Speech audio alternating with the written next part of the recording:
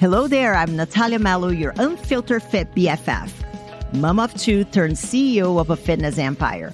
Someone who truly understands the struggles of trying to stay fit, sane, and sexy, all while juggling work, life, and motherhood.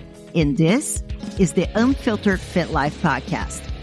Follow along wherever you're listening and join me weekly as I help busy working moms just like you simplify your fitness journey so you can lose fat, regain your confidence, and feel sexy AF. It's time to stop living in the what ifs and hiding from the cameras. It's time to regain control over your body, feel sexy naked, and wear a bikini confidently. People already see you as a super confident woman, but it's time for you to feel the same way too. Come on, let's go. Hello there, fam. Welcome to another episode of the Unfiltered Fit Life podcast. I'm Nathalia Melo, your host, and I have an admission. I'm not ever one to follow a trend, like one of those like social media trends. I'm normally not one for it, but I have to admit, I have followed one specific trend, and we're going to be talking about it today. I'm seeing all over social media. You might have seen it as well, which is people asking ChatGPT to give feedback about the person typing. And I love ChatGPT for bouncing ideas. I work from home and my team is all remote. And sometimes I feel like I'm a bit limited with just what lives rent-free in my head. So I find that whenever I bounce ideas on ChatGPT, it kind of opens my horizon to a few different viewpoints and things like that, which I think is pretty cool. So because I'm doing this, my friend ChatGPT has learned quite a bit about me. So I asked ChatGPT to share, here's the prompt that I give. Can you tell me a bit more about me based on our interactions? What are the perceptions that you have and that you have learned about my personality? And I have to say, it's almost like kind of creepy. And it gave me like 7 different things, but I also wanted to ask, the drawbacks. So then I gave a prompt and I was like, hey, what are the drawbacks you see? What are my blind spots? And then he legit told me a whole bunch of other stuff. And I'm like, oh my gosh, it's crazy. So whenever I start to read the things and I'm like, oh my goodness, I think that we can learn. I can learn and I can also teach based on the things that I have read here. I'm not going to be sharing all 7 with you, but I'm going to be sharing 3 and how it can help you as well. What the feedback that ChatGPT gave me, what you can learn from it, and how it can help you in your fitness journey, in your life, in your nutrition choices, because there is a lot to be learned here.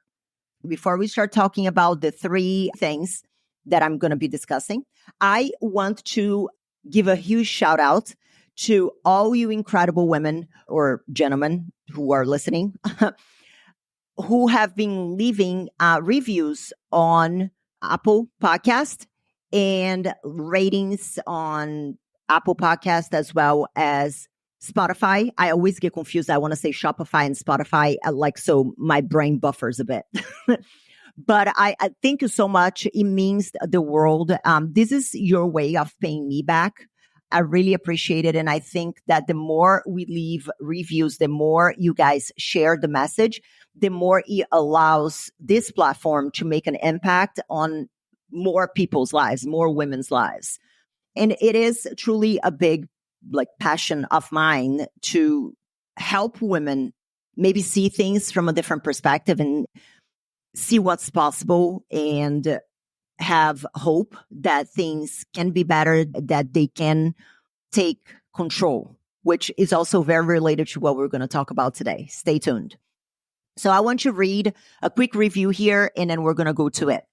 The review that I'm going to read today is from BC Pilot 81. And he says, I follow Nathalia for a while, and what keeps me going back is her unique ability to convey her vast amount of knowledge and experience with blunt and no-nonsense personality that perfectly blends confidence and humility. In an industry where fragile egos and alter egos run rampant, it's nice to know that someone out there is a real person. BC Pilot, I really appreciate this feedback. Thank you so very much. I'm actually very flattered by it. Thank you. So let's get back to it today.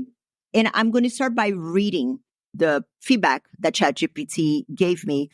And then we're going to go into how this can help you. Okay. So first one was, you're driven and resilient. Your journey from moving to America with just $350 to winning the Olympia and building a very successful coaching business speaks volume about your resilience and determination. You seem to have a deep commitment to overcoming obstacles and achieving your goals, no matter how challenging. Then the next one is supportive and motivational. And then he says, you highly value the power of community and being around like-minded people, like-minded women. And you aim to create environments where your clients feel supported, whether it's in your fitness programs or at events like the Powerhouse Summit. You have a knack for motivating others and helping them find the confidence to succeed. And then the third one that I'm going to be talking about is you prefer to communicate in a way that feels natural and friendly, avoiding overly formal or buzzword heavy language.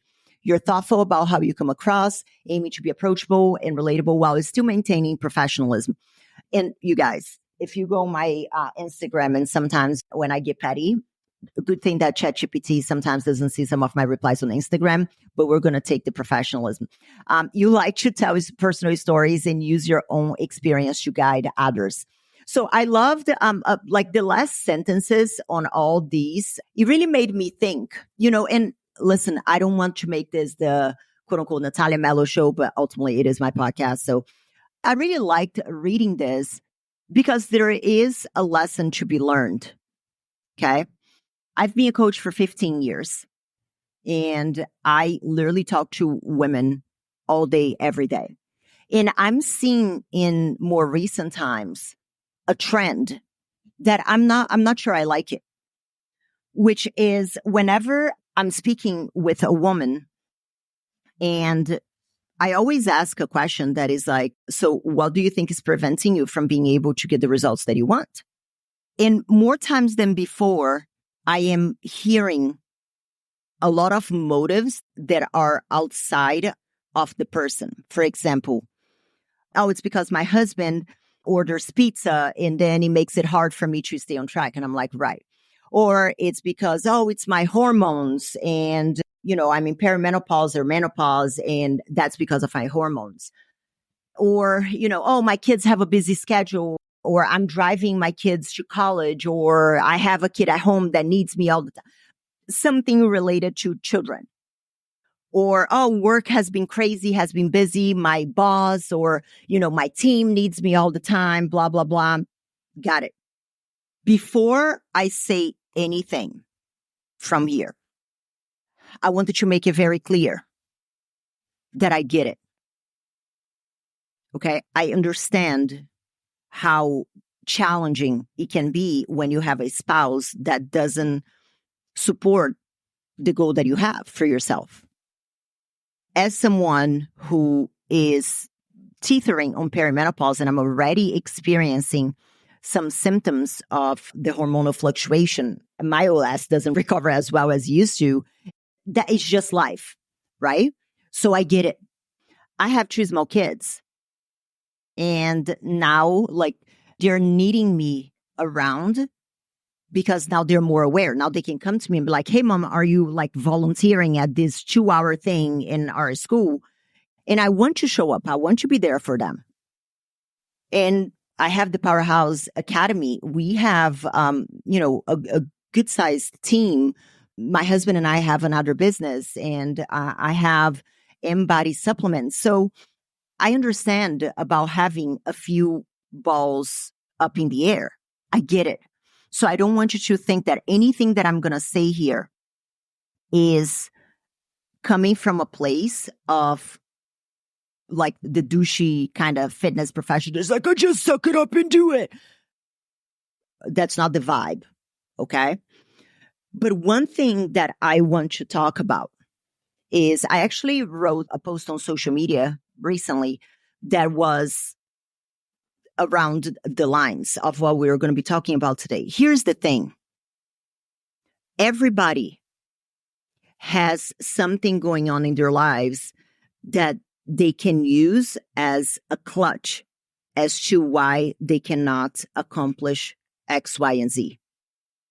Everybody has, some kind of childhood trauma or some challenges that they're currently going through right now, or they have a busy schedule. I know people who are infinitely busier than me.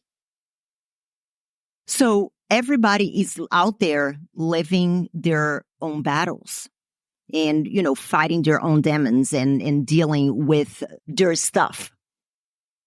But the moment you allow things outside of yourself to dictate how you are going to proceed with life, you're completely removing your agency over the outcomes of your life. For example, I have PCOS. I am ADHD. I had 2 kids within 14 months. They were both C-sections. Whenever we moved from Northern Ireland to Dallas, my kids were very small. Chloe was 9 months old and Nico was 1.5-ish. We have no family help here. It's just my husband and I. About once a year, we have one of our parents come here and kind of like help out with the kids and stuff like that. But other than that, it's just him and I. I had a very traumatic upbringing, which I will elaborate maybe whenever I feel a bit more ready. I don't want this podcast to become like my therapy session, but it was a very traumatic upbringing. And, I'm realizing more and more as I have a child, how fucked up shit was. But anyway, so I'm an immigrant. I have an accent. There's so many things that I feel I could attach myself to and be like, yep, that's it. I can't do this because I have PCOS. So I can't win the Olympia because it's hard for me to lose weight because I have PCOS. Or, I can't be successful in my business because I have ADHD. And again, I understand that everybody has their own challenges and maybe, my ADHD might not be as challenging as it is for others. I get it. But every single one of us has the opportunity to make choices the moment we wake up. The truth is that I cannot control my perimenopausal hormones. It just is. It is part of the aging process. I cannot do anything about it. I cannot do anything about the time that the school decides to schedule the events that I'm going to be volunteering in my kids' school. It just is. And if I want to be a part of it, I'm going to have to show up and figure it out the rest.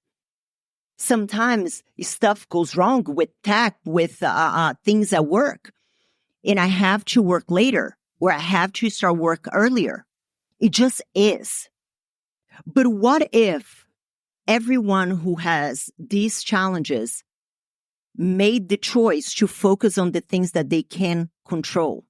Because although I cannot control my hormones, I can control what I eat. I can control how much movement I get each day. It might not be perfect every single day, but that's a variable that I can control. I can control how much water I take in. I can control what kind of content I consume. You know what I'm not consuming right now because I know that is not good for my mental well-being? I am not watching the news because we are in the middle of the elections and arguing with friends because of politics ain't it. It's not good for my mental health. So I get to make the choice whether or not I'm going to consume that content. Why? Because I have agency over that. I might not be able to control, whether like my mother had cancer last year, a very aggressive form of cancer. I can't control that. I had to go see her.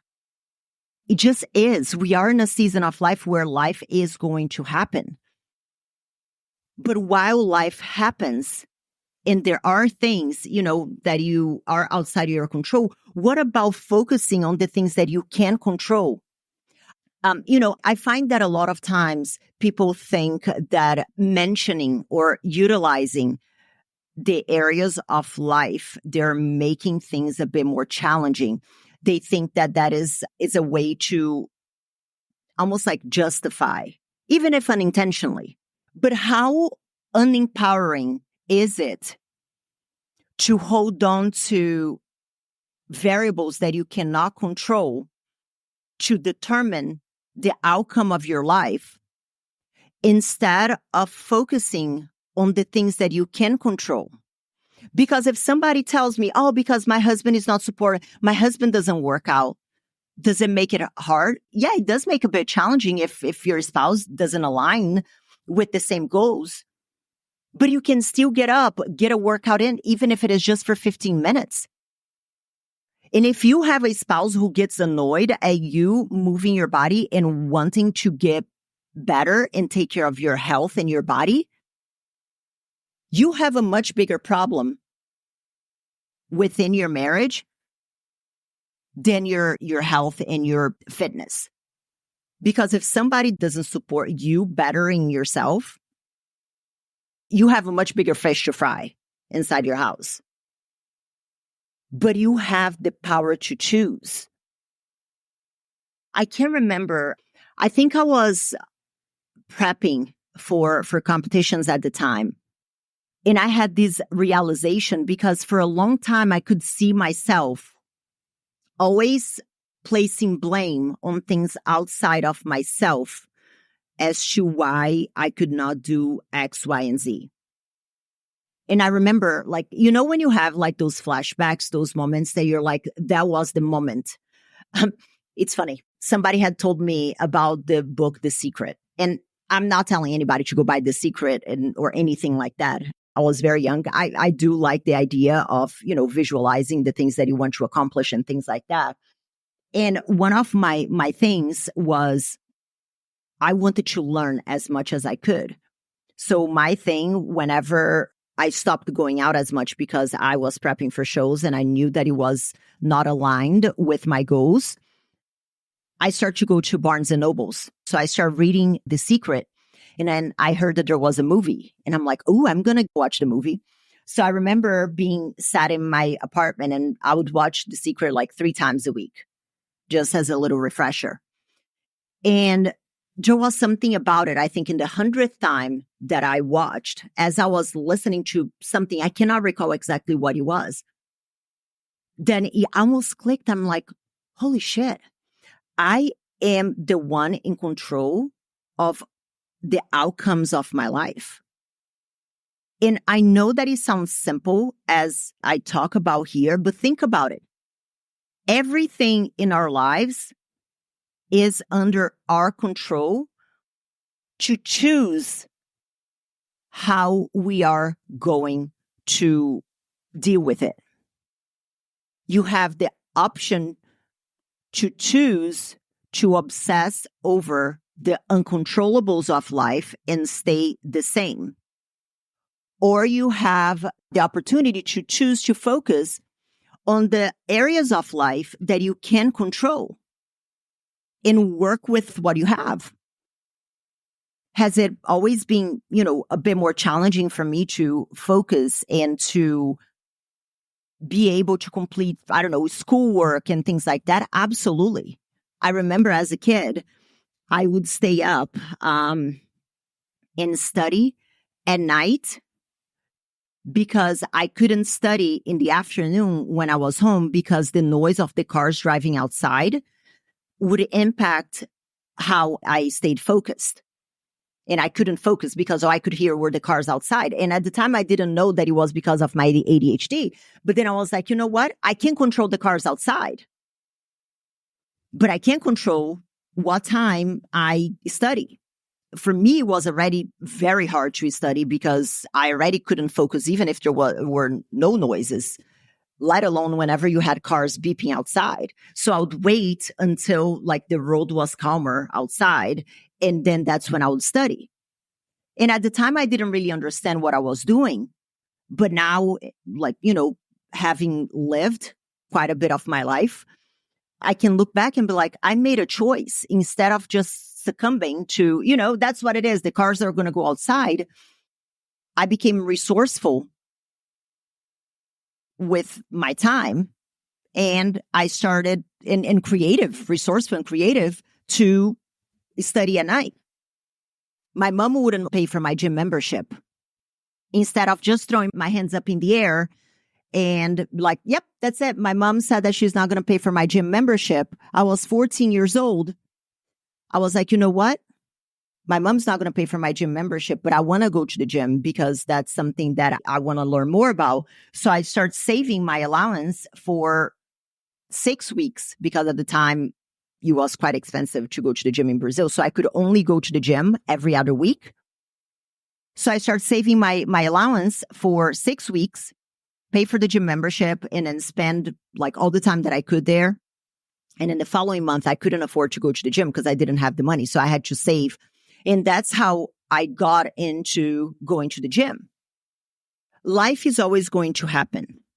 There is always going to be something that you can look at and see it as the next reason as to why you are going to be held back.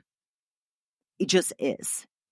But it is so much more empowering to yourself to look at it and be like, okay, I don't have control of this variable of my life right now, but I have control over how I react, how I respond, and how I move forward from it. And what can I do with the time that I have? Another interesting story. This one I don't think I've ever shared, but it's funny because the more I start to think about it, and I don't want you to look at these stories that I'm telling you as, oh, it's easy for you to say, Nathalia, like, oh, it's like the Nathalia Melo brag fest. I don't want this to be a brag fest. I want this to be inspiration for you to see what's possible. That you can take control over some aspects. You might not be able to control everything, but the motto here is control what you can, let go of what you cannot. And I've told you guys before about how I was in law school in Brazil, right? And on my first year of law school, I went to a different state because of the way that he aligned with when I was able to start. And I got accepted in that particular school. And then afterwards, I was going to get transferred to the school in my city so I could go back to living with my mom. So I moved to a different state, and I needed to support myself because my mom she was helping pay for my university, and she never let me forget that. And by the way, universities in Brazil are not as obnoxiously, at least not in my time. Maybe it has changed, but they weren't as, crazy expensive. But my mom helped me pay for some of the things that I needed for school, just for school. But everything else, I had to kind of figure it out on my own. So I got a job.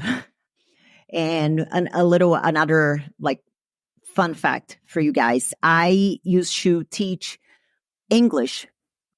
We need to get a little bit of a history here. In Brazil, because of the history, it was a dictatorship until 1985. At my age, very few people spoke English. And I had been an exchange student for my senior year of high school. So whenever I moved to this new state, I was looking for a job. And then I was like, okay, what can I do? I didn't want to work retail because just the thought of folding like t-shirts in a store all day, every day gave me a great deal of anxiety. Although I wasn't opposed to doing it, but I was like, okay, there has to be a different way.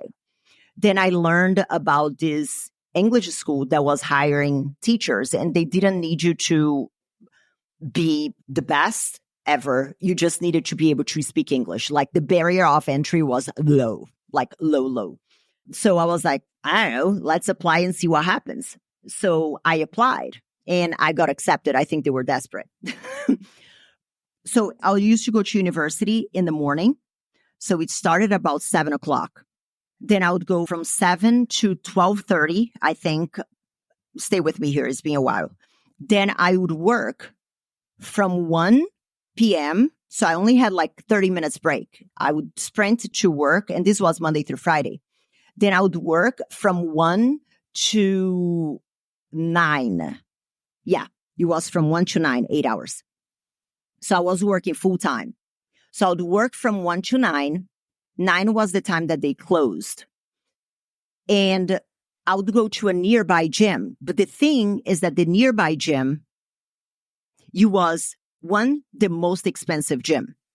It's going to be like half of my salary to pay for the gym. So I was like, okay, but that's kind of my only option. But the problem is that the gym closed at 9:30. So I was going to pay for the most expensive gym to only be able to work out for probably 20 minutes. But I did it. I would leave work at 9 o'clock, sprint there. It was about a 15-minute walk. I didn't have a car. No, it wasn't a 15-minute walk. I'm lying. It was a 5-minute walk. And then I had to change real quick. So by the time I got in the gym floor, about 15 minutes had already passed. And so then now my time was 15 minutes to train. Every single day, the guy who closed the gym would be basically kicking me out of the gym because I was the last one to leave. But in my mind, I would tell myself, I was like, this is the only variable that I can control. I can't control my school schedule. I can't control my work schedule because they wanted somebody that was full time and I needed the money. I needed the money because my mom wasn't going to send me money. So I had to do what I could with the time that I had. So I'd go to the gym and train for about 15 to 20 minutes. And then eventually the guy who worked in the gym felt bad for me because he saw that every single evening I got there so flustered that he would allow me to work out for an extra 10, 15 minutes while he was cleaning the other parts of the gym and, restocking stuff. He would allow me to stay in the gym. So then I got an extra, 15, 20 minutes to work out.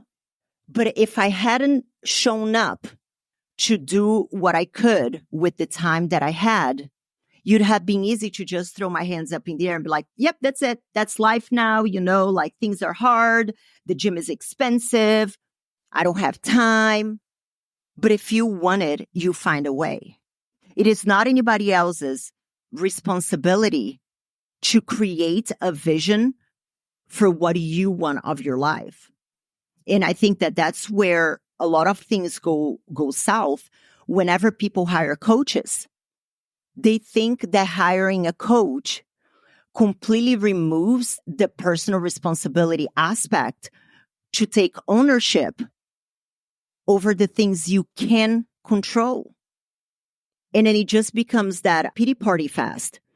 Oh, because life is so hard. Oh, because work was busy. Yes, I understand work is busy. Yes, the kids have activities. Yes, your parents are ill. And I'm not saying this lacking empathy at all because I get it. But more times than not, I find that the amount of energy that people utilize to complain about the uncontrollable variables of their lives, they could be using that exact same energy to focus and take action on the variables of their lives that they do have control over. And this right here is why so many people stay stuck in their fitness journey. Because they're constantly waiting for the perfect time. They're constantly waiting for the stars to align. They're constantly waiting for, their husbands who maybe never set foot in the gym to become some gym bunny. Or for their hormones to stop being a problem when they are well into menopause. Or for their kids to stop being sick when they're first going to daycare or going to school. That's what happens. Kids get sick. Your hormones are going to change. Chances are that your husband might not become a gym rat overnight. And if he does, good for him. But it has nothing to do with you. If your kids are eating, nuggets, like my kids eat nuggets, that doesn't mean that I have to eat nuggets. Why do I feed my kids nuggets? Because they'll fucking eat it. Okay? Do I do it every day? No, I don't. But I pick my battles. Doesn't mean that I have to eat nuggets.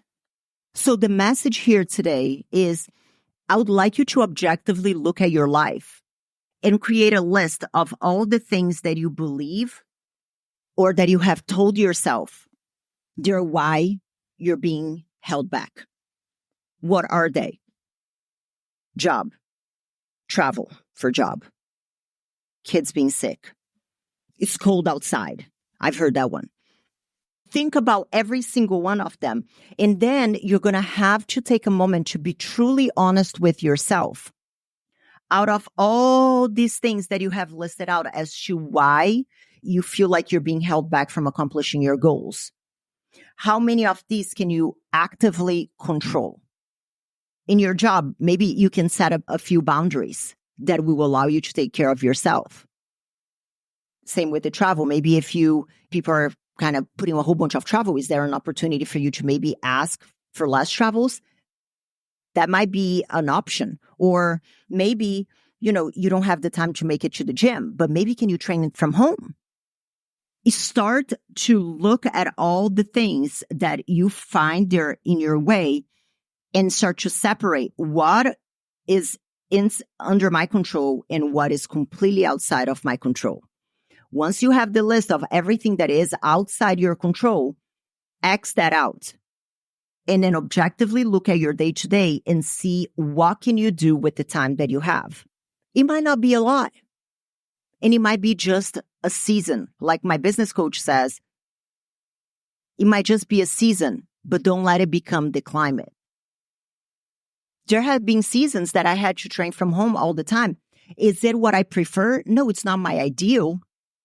But that's what I could do with the time that I had. Maybe people bring snacks to your work. You cannot stop people from bringing snacks, but you can control what you bring for your snacks so that you don't become, a complete, like that person that is never around your friends because you don't want to look at the food, but maybe you bring your own. That way you can still participate.